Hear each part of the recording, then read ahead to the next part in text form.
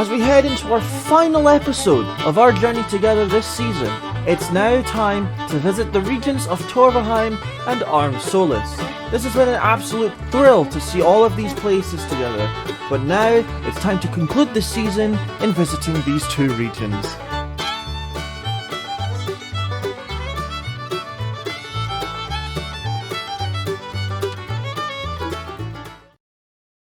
We shall now begin with the region of Torvheim, one of the furthest regions that belong to the state of Varn Torum. There's a whole process of story here at this point, so we're going to get through it as much as possible.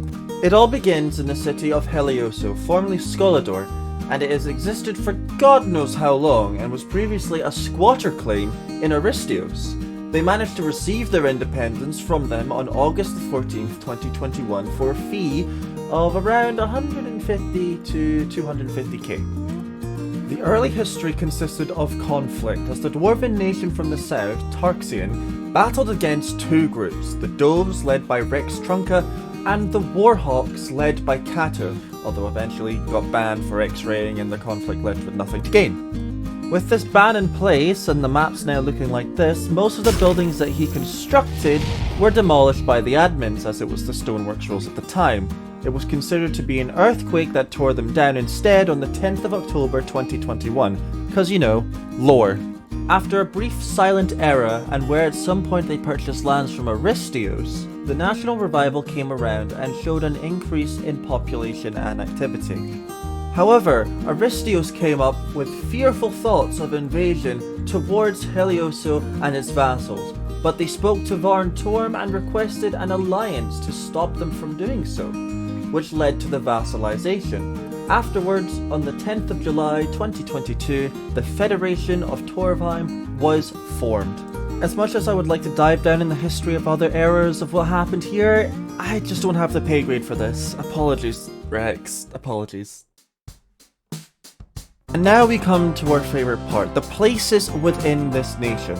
Lateria is the first place that we're stopping at, and it is the capital of the region itself, known for its fishing and its cacti farming. It is the city with the highest amount of citizens currently living here, where the Senate resides and has a very religious origin story. Oh boy, we do love an origin story. It started out as the holy capital of Solador, being named after the god in the Order of Sol, and was also the capital of Helioso at the time. And they did a pretty good job too. And exploring this town, I found this phantom here in the ceiling just floating around over there called Hector. I haven't seen one of these in a long time. That was very strange. And now we come to Torexen, and please do excuse my pronunciation. And this town is just south of Lateria. Being the capital of the state, and it's easily the most rural place in Torvheim, it used to be a dwarven settlement, but scattered away some time ago, but its architecture still remains this very day. The main purpose of this place is supposed to be a formidable fortress, and looking at the terrain here and how hilly it is, I say it's pretty well defended with its natural terrain. Now we come to the small town of Apolis, and it's disconnected from the mainland territory. There wasn't anything quite unique about Apolis other than its architecture, until it became a vital area for the production of Torvheim's alcohol. The town was originally in a Greek style, but it currently is being renovated and of course looks unfinished. Before it was in Torvheim, it was originally its own nation before it joined, as their leader stopped playing on stoneworks for some reason. I swear there's nothing like this horse I've ever seen before.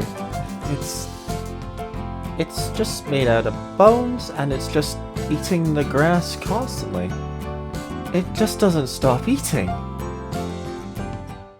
Another town not connected to the mainland is Pitrock.